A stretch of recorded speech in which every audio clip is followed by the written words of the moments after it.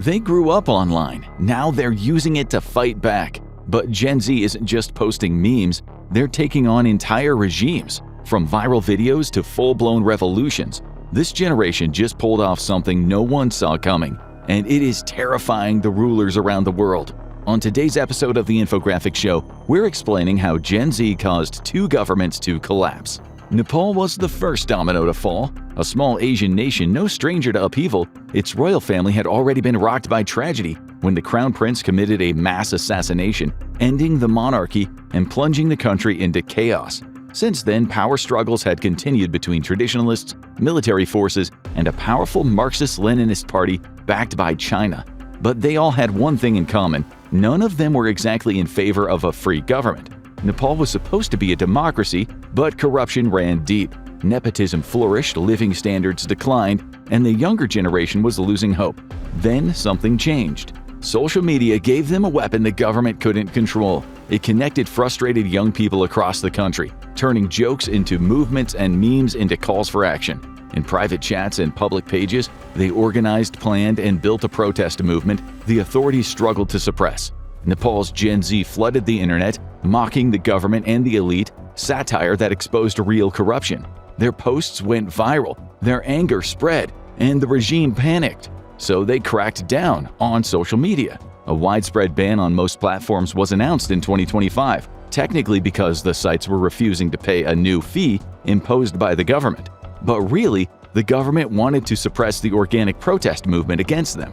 In September 2025, a wave of protests erupted, not just against a new law, but against years of corruption and misrule. The government struck back fast. Security forces moved in to crush the demonstrations before they could spread, using intimidation and violence to silence the crowds. But the momentum was already there. The key to the success of the Nepal protests was that they were organized out of sight on Discord, one of the few sites not banned.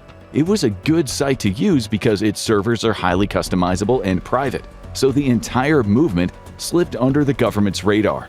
It soon attracted over 100,000 people, many of whom supported the movement from afar. It was able to develop strategies for maximum success and for avoiding the worst of the police and military's attacks.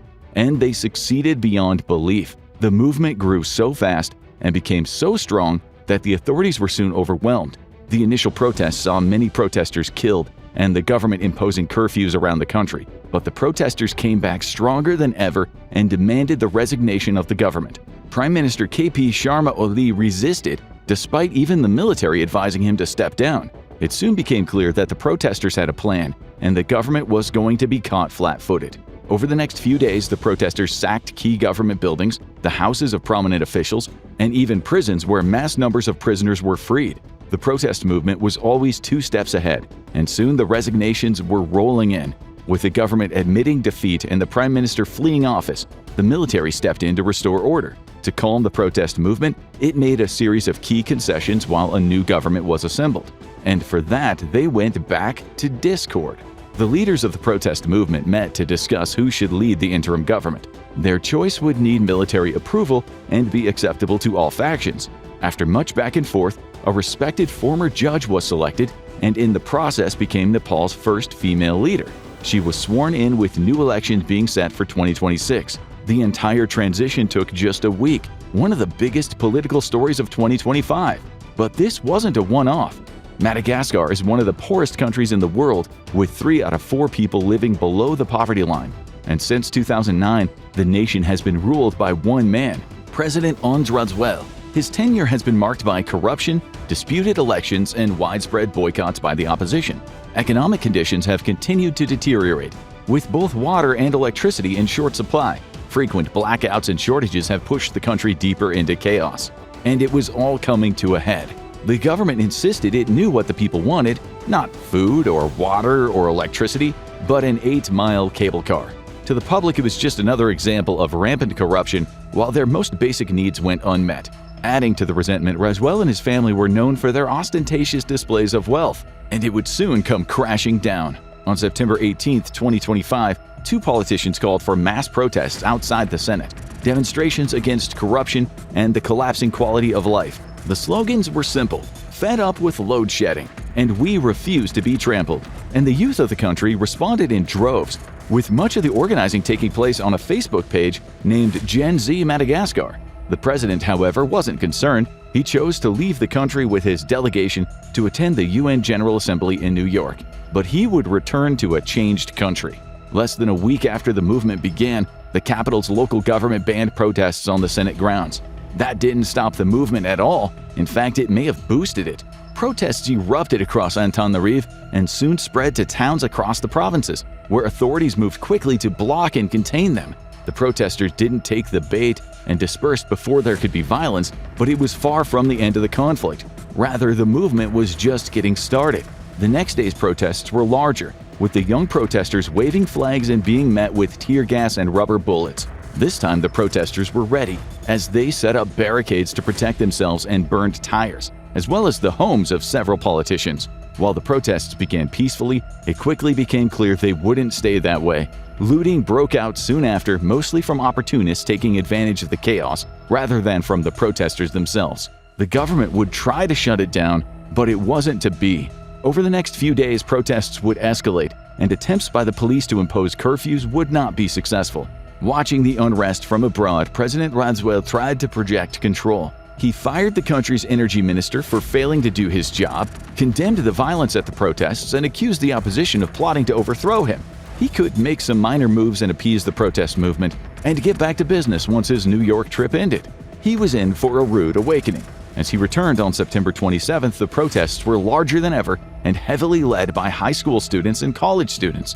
They had wider-reaching demands, including calling out the poor living conditions and the quality of schools. As pushback became more violent, people were outraged at the treatment of the young protesters. After all, these weren't radicals, these were their kids.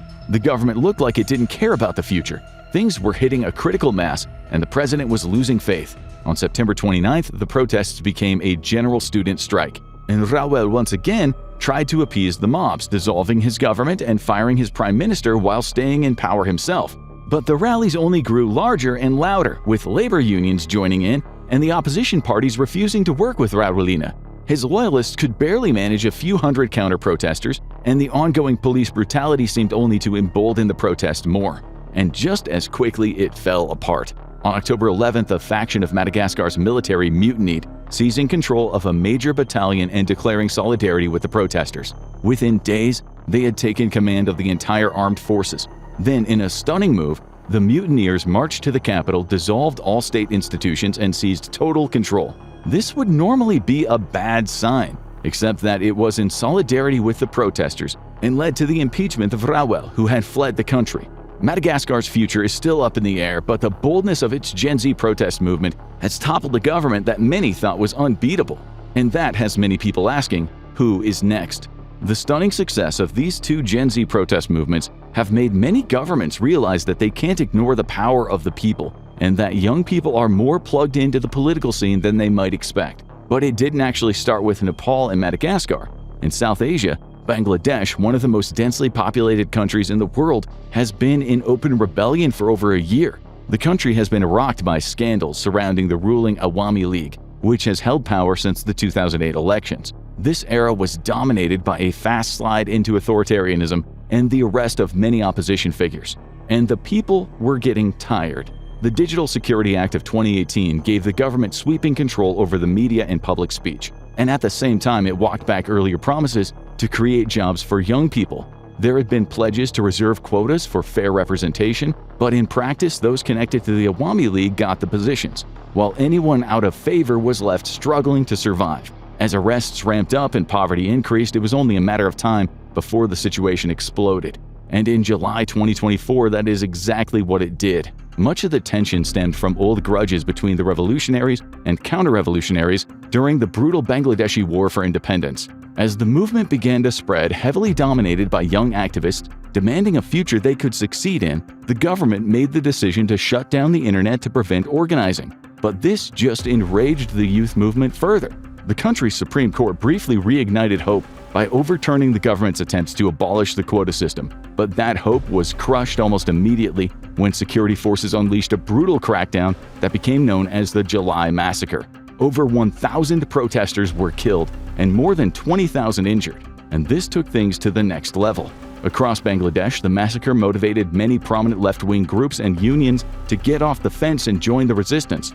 This became known as the non-cooperation movement, and it created a level of obstruction that the government couldn't ignore. This rebellion became far more bloody than the ones in Madagascar and Nepal, a chaotic, extended battle against an entrenched government that was willing to fight to the death. But as the government increasingly shut down and the protesters defied curfews, even the military started expressing skepticism about the assault, and the leadership was on borrowed time. On August 5, 2025, Prime Minister Sheikh Hasina had been moved to a secure location before resigning by fleeing to India. She insisted she was the victim of foreign interference and remained Bangladesh's rightful leader. But within days, she was replaced by Muhammad Yunus, who signed the July Declaration, a document that recognized the revolution and laid out 28 major concessions. While the situation has calmed down in Bangladesh, many protests continue, some from the other side, as a push is made by the interim government to outlaw the Awami League. And across the world, it started to feel less like a trend and more like a revolution. Not every protest movement leads to a coup, but they're becoming increasingly hard to ignore. Next up to face the wrath of Gen Z was Kenya, where the main spur was a common one: police brutality. The nation had seen protests since 2024, dealing with the Kenya Finance Bill, designed by the government of President William Ruto to handle financial shortfalls. It proposed a hefty rise in taxation, something the country's population couldn't afford. The protests that followed were largely law-abiding, but the government saw them as a threat and cracked down on opposition, including that of Albert Omondi Ojwang, a teacher and blogger activist who was highly critical of the police. The government soon arrested and charged him with false publication, and 2 days later announced that he had died in police custody of a head injury. And with that, they had awakened a sleeping giant. On June 9, 2025, mass protests broke out across Kenya, heavily organized online by Gen Z Kenyans. This meant a lack of any main protest structure or leader, which made it much harder for the government to crack down on the opposition. The police met the protesters with force, and it's believed that at least 65 people died in clashes with the police. The chaos was so intense that the National Assembly was temporarily suspended by June 25th. After several high-profile deaths of protesters and bystanders, the movement only grew stronger. Despite a harsh government crackdown and mass arrests, the protests continue. And if the earlier revolutions proved anything, it's that these movements are nearly impossible to put down. And if the target is one person, they can only take so much pressure. Peru has been in a constant state of crisis since 2016, with one administration after another being mired in corruption scandals and crime rates rising fast. It all hit critical mass during the tenure of President Dina Boluarte. She had taken power after the previous president was facing impeachment and tried to stage a coup to become a dictator, only to be swiftly removed. Boluarte was initially seen as a more pragmatic figure, but she quickly became seen as corrupt and incompetent. She had one of the lowest approval ratings in the world by September 2025, and that's when the people had had enough. The spark that lit the flame was when the government passed a law requiring all adults to join a pension provider. Over the next few weeks, small protests emerged around the country. But on September 20th, a massive wave of protests began. The younger generation saw no future for themselves and a government unwilling to fix the problems it created. Clashes with police began over the next few days, but institutions didn't seem to be fully on the government side. The police investigated officers who brutalized the protesters, and the local Catholic Church issued statements in support of the rebels. And when the institutions are lost, things move fast. Soon, a collective of hackers known as Deface Peru was targeting the websites of government media and the Wikipedia pages of politicians, as well as leaking information of abusive police officers. Various unions around the country joined in solidarity strikes, and the momentum became unstoppable. Congress gathered and quickly impeached Boluarte, hoping things would calm down as José Guerri was sworn in as the new president of Peru. But the new guy had major skeletons in his closet as well, and things were far from over. Sexual assault allegations that arose against Guerri soon consumed his new administration, as the protests kicked off again in force. This time, the government vowed a stronger response, with the protesters being met by police and military. Guerri refused to resign, insisting he needed to maintain the stability of the country. The government argued that the current protesters were outside agitators and subversives. As of October 2025, the movement is still ongoing, and all of these protests have something other movements would kill for: Each of these movements was organized out of the public eye, giving it the chance to plan strategies before the government could intervene. A big problem for many protest movements is that they can be attended by different factions with different goals and tactics. That means that while one group might want to make a statement, another might genuinely want a war, and the government response likely wouldn't allow for any real distinction when they crack down. Organizations of rebel movements always happened out of sight, but in the past it had to be done in physical locations. Maybe the most famous example of this is the lead-up to the American Revolution, which held clandestine meetings which Paul Revere famously protected when he rode at midnight to warn the British are coming, as the legend goes. This always carried a big risk. One well-timed raid can take out dozens of protest leaders, confiscate all the supplies, and basically make the movement unable to function. But it is a lot harder to raid a Discord server. Most Gen Z protest movements are heavily organized on social media, where the participants are located far away from each other and sometimes even in other countries. It's much harder for a government to shut down a social media platform, especially when that platform isn't even based in the country where the protests are happening. And in many cases, the company's leadership doesn't realize what's brewing until it's too late. That's what happened in Nepal, where the Discord channel that helped spark the revolution grew for months under the government's radar. But there's another X factor to Gen Z protests, and it's one the grown-ups just don't get. Gen Z has felt for a long time that the world just isn't made for them. The cost of basic living is rising and rising. Many millennials and now Gen Z struggle to enter adulthood and buy their first car or house or even pay rent. Additionally, finding a job is getting harder by the day, and many feel like the government is hyper-focused on the concerns of older generations to their exclusion. The result has led to many feeling like no party represents them, and they have nothing to lose by trying something new and shaking things up. So is this revolution coming to a country near you? It's easy to assume that a trend that begins in one country will spiral over to more and more. But all of these revolutions and mass protests had several things in common. They had been building for a long time, and they were precipitated by a sudden decrease in quality of life or increase in oppression. And while most of these countries were ostensibly democracies, they all had oppressive governments that were known for cracking down on dissent, resisting calls for change, and violating people's rights when they protested peacefully. Which means that for a lot of other countries, they need to tread carefully.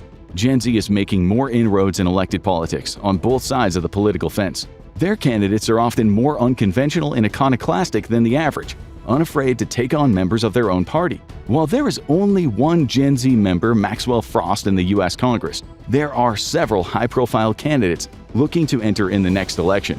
That's because in the U.S. and many other countries, electoral politics is still the easiest path to getting a say in the direction the country takes. But for those without those options, the movement is organized, tech-savvy, and increasingly determined to see change in their lifetime, and they are not taking no for an answer. Gen Z might be rewriting the rules of politics, but every generation has changed the world in its own way. Watch Every Generation Explained in 10 minutes to see how each one shaped the future we live in today, or click on this video instead.